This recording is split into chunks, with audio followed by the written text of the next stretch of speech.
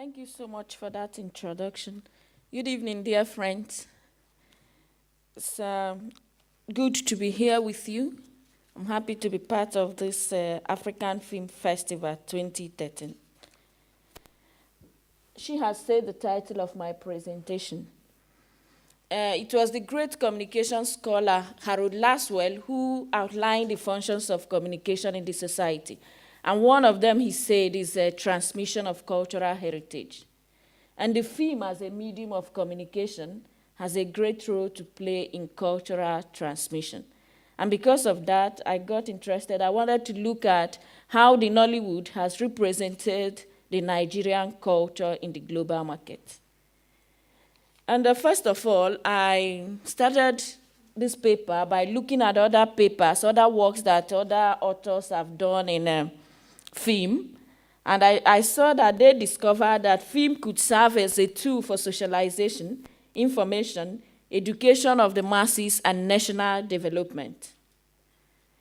And they say that film as an important tool in building cultural institutions is an important tool in building cultural institutions and reinforcing cultural pride. Then it occurred to me that if the Nollywood is not conscious of this, using this Nollywood to portray the cultural image of Nigeria, then along the line, we may not have any culture again. If they keep portraying the Western culture, at a certain point, the young children in Nigeria will not know what is our culture. And so also the Westerners. So I got interested in this title. And I said that any nations that ignores cultural invasion and refuse to propagate its cultural values will emerge from the mud with a completely foreign culture, which will not be beneficial to the citizens. And not only that, apart from not being beneficial, we all know that cultural invasion leads to manipulation, which in turn leads to conquest, and conquest leads to domination. Therefore, it is important for Nollywood filmmakers to also consciously globalize our local cultures, our rich African cultures, while localizing positive foreign cultures. I also looked at the history of evolution of Nollywood, which Dayo mentioned earlier.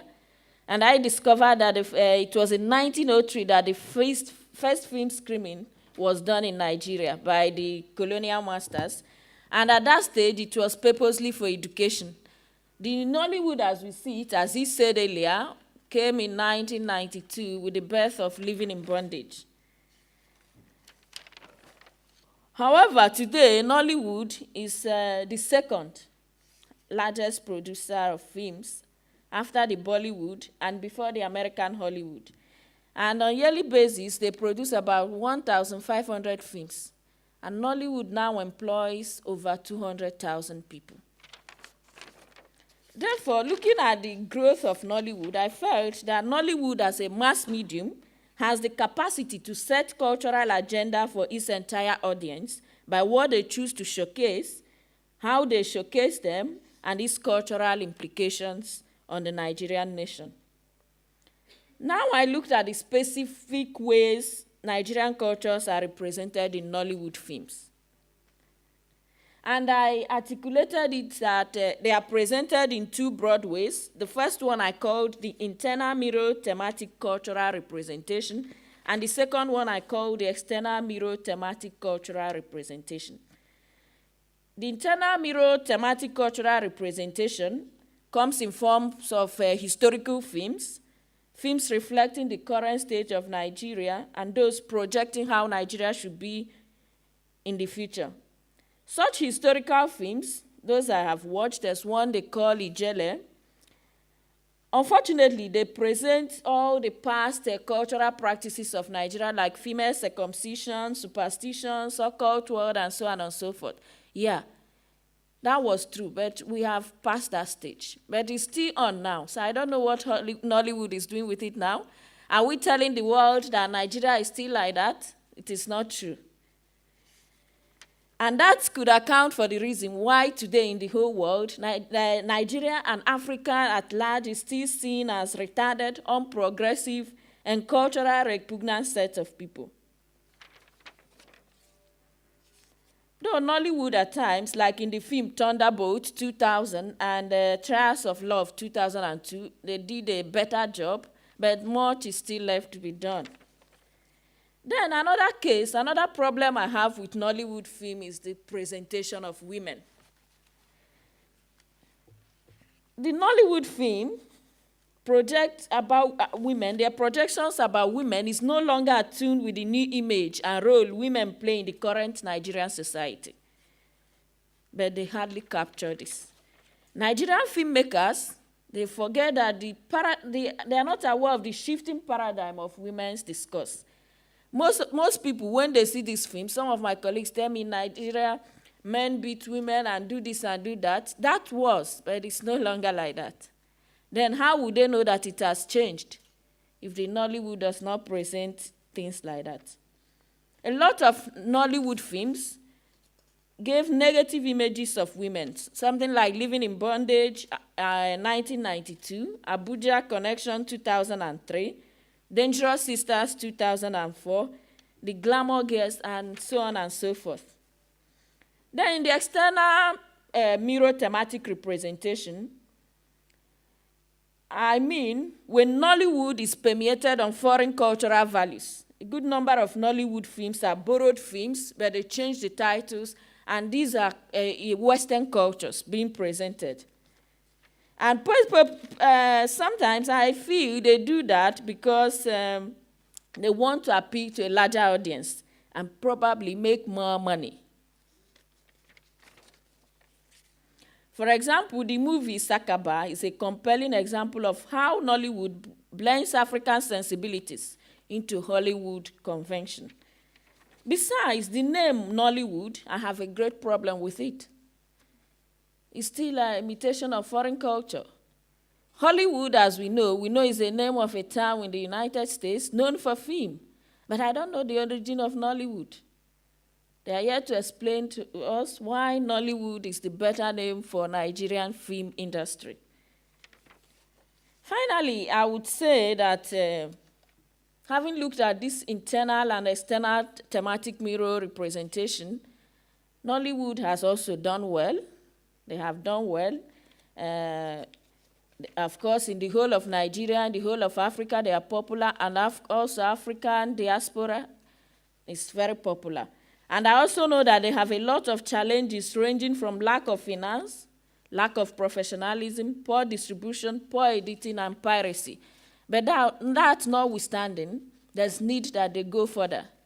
And they should now focus on portraying our rich African values. We have a lot of cultures in Africa to present to the world. In fact, Africa is culturally the richest continent in the world. So why don't we project this? Especially, I know many of you have not been to Nigeria or any African country, and whatever you know is what you see in the film. Dear friends, I want to tell you that it's not that way. We have gone beyond that, but our filmmakers are still coming. But hopefully one day we'll be there and they will represent us better. Thank you.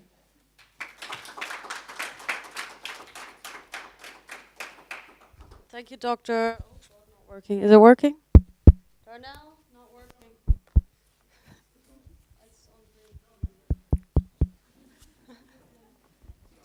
Do you have another one? Oh, there's another one on the table. Sorry. Thank you, Dr. Asogwa Euphemia Chika. We'd like to take comments and questions now.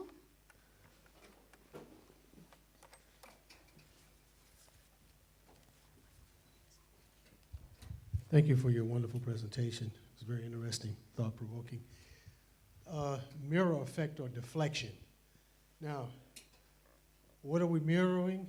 I would assume it's some other society or some other lifestyle or emulation. But what is the deflection? What do you mean by that? Actually, what I mean by the two terms is simply I want to say whether it's positive or negative. But I decided to choose those terms. Yeah. whether their representation is positive or negative. Yeah. Do you talked about the role of women that's being projected in these films. Can you be a little bit more specific in terms of a particular film or particular soap opera or series that kind of like indicates that? Yeah, I mentioned some films if you were attentive. I think I mentioned about 5 films, but it's unfortunate that I didn't come with clips of those films. But I mentioned like The Living in Bondage, which was the first one. The woman there was used for sacrifice. And Abuja Connection presented ladies as harlots, looking for men and all this. But it's unfortunate I don't have copies of such films. But Dio knows what I'm saying.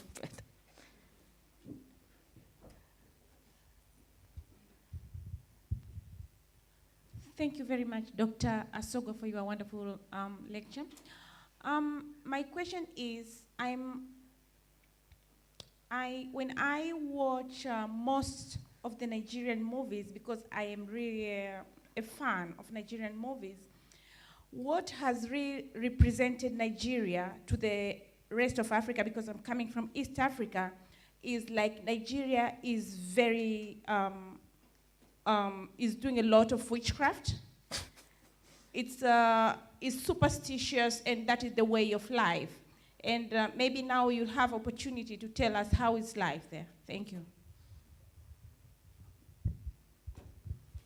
Thank you for your question. As I mentioned earlier, yes, you're right. I've also watched a couple of Nollywood films, and they come up with all those superstitions. But in Nigeria right now, it's not true.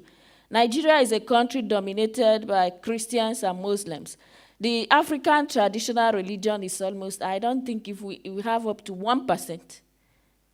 It's fast, gone. So I don't know why they choose to present that old. It's an old thing. It's not, it happened, yeah. In the past it was there, but it's no longer there. Any further questions, comments?